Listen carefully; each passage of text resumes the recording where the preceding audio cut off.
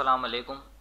My name is Syed Mohammad Hasan और इस lecture में मैं आप लोग को बताऊंगा कि कंप्यूटर सिस्टम के अंदर क्या कौन कौन से मेन कंपोनेंट्स होते हैं। तो इस लेक्चर के अंदर जो लेसन ऑब्जेक्टिव हमारा है वो ये है कि हम सबसे पहले आइडेंटिफाई करें कि मेन कंपोनेंट्स क्या हैं कंप्यूटर सिस्टम के, और उसके बाद हम हार्डवेयर और सॉफ्टवेयर को रिकॉग्नाइज़ करें, उनके बेसिक्स को, हार्डवेयर और सॉफ्टवेयर की क्या बेसिक्स मौजूद हैं, और इसके अलावा हम समझें, अंडरस्टैंड करें पर्पस क्या है प्रोग्रामिंग लैंग्वेजेस का, प्रोग्रामिंग लैंग्वेजेस क्यों यूज़ होती हैं, और रोल क्या है कंपाइलर का और वर्चुअल मशीन का सॉफ्टवेयर डेवलपमेंट में। तो ये सारी चीज़ें जो हैं हम इस लेक्चर के अंदर डिस्कस करेंगे। तो सबसे पहले कंप्यूटर की बेसिक्स, डेफिनेशंस और terminology. What is a computer? A computer is a device which can store and execute an algorithm. Computer एक ऐसा डिवाइस है, एक ऐसी मशीन है जो कि स्टोर करता है, सेव करता है और हमारे जो भी एल्गोरिथम होता है उसको एग्जीक्यूट करता है। Now what is an algorithm? An algorithm is a precise unambiguous step by step method for completing a task in a finite amount of time. तो एल्गोरिथम क्या चीज़ है? एक स्टेप बाय स्टेप मेथड है, यानी जो कि सीक्वेंस में हो, जो कि हम मेथड डिफाइन करें सीक्वेंस में, जो कि किसी भी टास्क के लिए हो, किसी भी काम के लिए हम एक मेथड बनाएं और वो काम जो है वो एक फिनाइट अमाउंट ऑफ टाइम यानी एक डिफाइंड अमाउंट ऑफ टाइम में वो कंप्लीट करे उस काम को, तो उसको हम एल्गोरिथम कहते हैं। Example, creating a recipe for making chocolate chip cookies for someone who has never baked before. तो अगर ऐसी रेसिपी कोई क्रिएट कर रहा है, क्या करने के लिए? चॉकलेट चिप बनाने के लिए, किसी के लिए जिसने कभी भी बेक नहीं किया है, कभी भी चॉकलेट चिप नहीं बनाया है, तो उसके लिए क्या होगा? मतलब कि ऐड 2x, उसके लिए क्या मतलब होगा? What does add 2x means? तो वो क्या करेगा? वो बेसिकली वो 2x को ऐड कर देगा इनटू द जार जिसमें वो क्रिएट कर रहा है रेसिपी। तो हमें जो है बहुत ही प्रीसाइज इंस्ट्रक्शंस देनी पड़ती हैं ताकि जो हमारा एल्गोरिथम है वो टास्क परफॉर्म करे जिसके लिए हम उसको बता रहे हैं। तो जो भी हम एल्गोरिथम में डिफ़ाइन करते हैं टास्क, जो भी मेथड डिफ़ाइन करते हैं, उसको बहुत ही प्रिसाइज तरीके से बताना पड़ता है, एक एक स्टेप को क्लियर करना पड़ता है ताकि कोई गलती ना हो जाए। तो अब यहाँ पे अगर कोई बंदा जो है वो रेसिपी कभी उसने बनाई नहीं है चॉकलेट चिप और हम उससे बोल दें कि ऐड 2x, तो वो इस बात को गलत तरीके से भी परफॉर्म कर सकता है और जिससे रेसिपी जो है वो ख़राब भी हो सकती है। तो इसीलिए जो है हमें जो है बिल्कुल प्रीसाइज इंस्ट्रक्शंस देनी पड़ती हैं ताकि हमारा जो है टास्क जो है वो बिल्कुल एक्यूरेट परफॉर्म हो। इसके बाद computer system consist of hardware and software. Computer system जो बनाए गए हैं वो हार्डवेयर और सॉफ्टवेयर की मदद से बनाए गए हैं। हार्डवेयर क्या है? Include the tangible parts of a computer system. What is mean by tangible part? Tangible part का मतलब वो चीज़ जो कि हम छू सकें, जिसको हम फील कर सकें, जिसको हम देख सकें। तो hardware is a physical component of a computer system. And what is software? Software includes programs, set of instruction for the computer to follow. Software के अंदर वो इंस्ट्रक्शंस मौजूद होते हैं, वो प्रोग्राम्स मौजूद होते हैं जो कि कंप्यूटर को फॉलो करना पड़ता है to perform a specific task. तो फैमिलियरिटी जो है हार्डवेयर की बेसिक्स की जो है वो हमें सॉफ्टवेयर को समझने में आसानी देती है। यानी अगर हम जानते हैं हार्डवेयर के बारे में, उसकी बेसिक्स के बारे में, तो इससे हम बहुत अच्छी तरीके से सॉफ्टवेयर को भी समझ सकते हैं। Now computer parts. Central processing unit. Central processing unit जिसको सीपीयू कहा जाता है, वो किन दो पार्ट्स से मिलकर बनता है? उसके अंदर दो पार्ट्स मौजूद होते हैं जो कि उसके मेन फंक्शनल पार्ट्स हैं। एक है अरिथमेटिक लॉजिक यूनिट जिसको ALU भी कहा जाता है और दूसरा होता है कंट्रोल यूनिट जिसको CU भी कहा जाता है। इसके बाद हमारे पास मेन मेमोरी होती है। मेन मेमोरी में कंप्यूटर में क्या क्या मौजूद है? RAM, ROM and cache. और उसके बाद फिर आते हैं हमारे इनपुट डिवाइसेस और output devices. Now what is main memory? Main memory क्या है और क्यों यूज होती है? Main memory is a working memory which use to store the current program, the data the program is using and the result of intermediate calculations।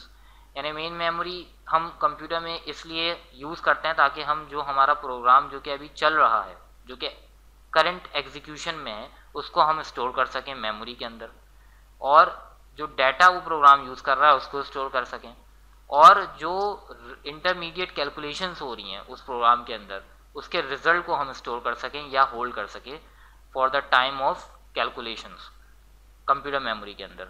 तो इसलिए computer memory हम इस्तेमाल करते हैं। और यूजुअली जो मेजर्ड होती है कंप्यूटर मेमोरी वो किस में होती है, मेगाबाइट्स में या फिर गीगाबाइट्स में। For example 4 gigabytes of RAM. RAM is a short for random access memory. तो रैम एक एब्रीविएशन है जिसका पूरा फुल फॉर्म है रैंडम एक्सेस मेमोरी, और बाइट क्या है, is a quantity of memory. So what is bits, bytes and addresses? What are bits, bytes and addresses? A bit is a binary digit. Bit क्या कहलाता है, एक binary digit कहलाता है जिसमें वैल्यू होती है या तो 1 या तो 0, यानी एक बिट के अंदर सिर्फ एक ही नंबर आ सकता है, या तो 1 आएगा या तो फिर वो 0 को होल्ड करेगा। Okay, and what is byte? A byte consist of 8 bits, यानी बाइट के अंदर जो है 8 बिट्स मौजूद होते हैं, 8 नंबर्स मौजूद होते हैं 1 और 0 के, तो वो क्या बनाते हैं, एक बाइट बनाते हैं। इसके बाद each byte in main memory resides at a numbered location called its address. हर बाइट जो होती है मेन मेमोरी के अंदर वो कहाँ पे मौजूद होती है, एक नंबर्ड लोकेशन पे मौजूद होती है जिसको हम एड्रेस का नाम देते हैं। यानी हर बाइट जो है वो मुख्तलिफ एड्रेस पे मौजूद होती है मेन मेमोरी के अंदर, उसका मुख्तलिफ एड्रेस या मुख्तलिफ लोकेशन होती है, और वो लोकेशन किस फॉर्म में होती है, नंबर की फॉर्म में होती है। यानी मुख्तलिफ नंबर्स होते हैं जो कि एड्रेसेस होते हैं मुख्तलिफ बाइट्स के मेन मेमोरी के अंदर। Storing data, data of all kinds, numbers, letters, strings of characters, audio, video, even programs are encoded and stored using ones and zeros. तो किसी भी किस्म का डाटा हो, चाहे वो नंबर हो, लेटर हो, स्ट्रिंग्स, कैरेक्टर्स के स्ट्रिंग्स हो, या ऑडियो हो या वीडियो हो या कोई प्रोग्राम हो, वो इनकोड होता है और स्टोर होता है वंस और जीरोस के पैटर्न्स में। यानी बहुत से वंस और जीरोस के पैटर्न होती हैं बाइनरी डिजिट्स के, और उसमें वो स्टोर होता है कंप्यूटर के अंदर। When more than a single byte is needed, several adjacent bytes are used. जब एक सिंगल बाइट से ज़्यादा ज़रूरत होती है तो फिर बहुत से एडजेसेंट बाइट्स जो होते हैं वो एक साथ यूज़ होते हैं। इसकी एग्जांपल है कि 4 bytes are typically use to represent whole number, यानी हम 4 बाइट्स को यूज़ करते हैं ज़्यादातर रिप्रेजेंट करने के लिए वोल नंबर, जिसको क्या कहा जाता है प्रोग्रामिंग के अंदर, वोल नंबर्स को इंटीजर्स कहा जाता है। The address of the first byte is the address of the unit of bytes. जो एड्रेस पहली बाइट का होता है वो एड्रेस कहलाता है यूनिट ऑफ बाइट्स का, तो वो होता है एड्रेस यूनिट ऑफ बाइट्स का। Programming basics, definitions and terminology.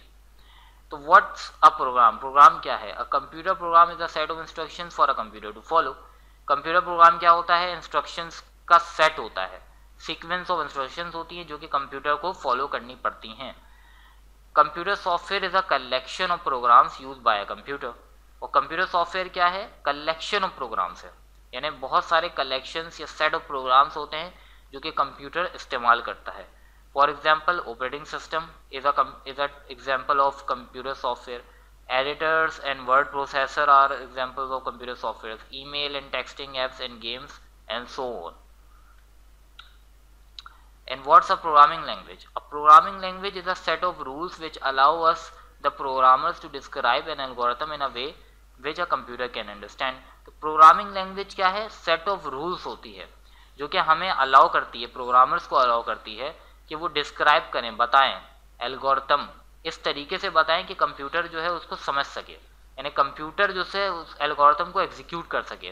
वो जो हमने इंस्ट्रक्शंस बताए थे उसको हम इस तरीके से सीक्वेंस ऑफ स्टेप्स में बताएं, सीक्वेंस ऑफ इंस्ट्रक्शंस में बताएं कि वो एल्गोरिथम जो है वो कंप्यूटर समझ सके। ठीक है, सबसे पहले तो वो एल्गोरिथम हमें बनाना है किसी भी स्पेसिफिक टास्क को परफॉर्म करने के लिए, और उसके बाद उस एल्गोरिथम को हमें प्रोग्रामिंग लैंग्वेज में इनकोड करना है ताकि कंप्यूटर समझ सके उस एल्गोरिथम को और फिर वो उसको एग्जीक्यूट कर सके। सो एंड्रॉयड प्रोग्रामिंग यूजेस जावा। एंड्रॉयड प्रोग्रामिंग कौन सी लैंग्वेज को यूज़ करती है? प्रोग्रामिंग लैंग्वेज को जावा को यूज़ करती है, आप जैसे आप लोग जानते हैं। But there are many languages that exist, लेकिन इसके बावजूद बहुत सी लैंग्वेजेस मौजूद हैं। For example high level languages are relatively easy to write and to understand. High level languages जो होती हैं वो ज़्यादातर आसान होती हैं समझने में और लिखने में, और ये सारी इसके आपके सामने एग्जांपल्स हैं हाई लेवल लैंग्वेजेस की। Ruby, C sharp, PHP, C++, Objective C, Python, Perl, JavaScript, Go and the C programming language and the Visual Basic. So these are all the high level languages.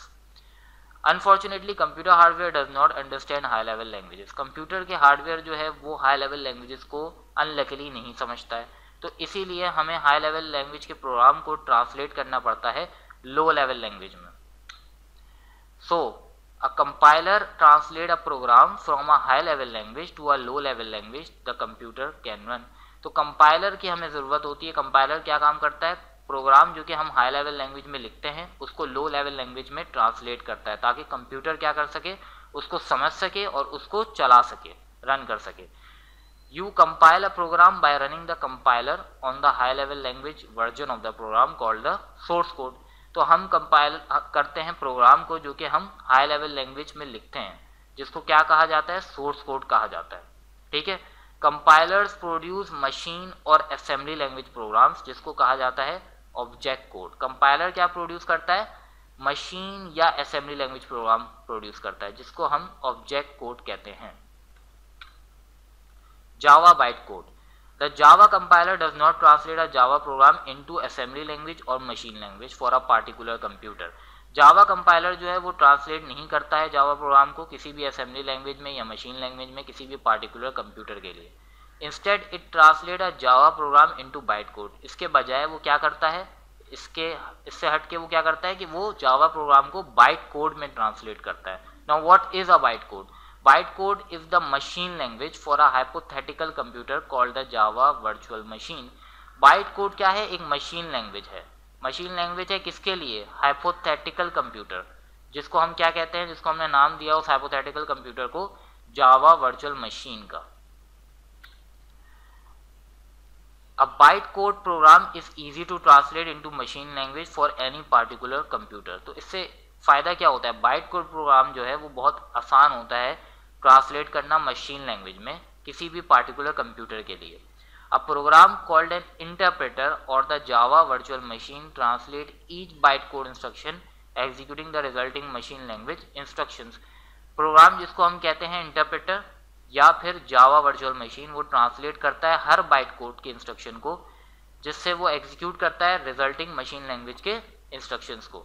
जब वो translate कर देता है byte code को तो फिर उसके बाद वो एग्जीक्यूट करता है, जो भी उससे resulting machine language instructions create होती हैं उसको फिर वो एग्जीक्यूट करता है वो इंटरप्रेटर, या उसको हम जावा वर्चुअल मशीन भी कहते हैं।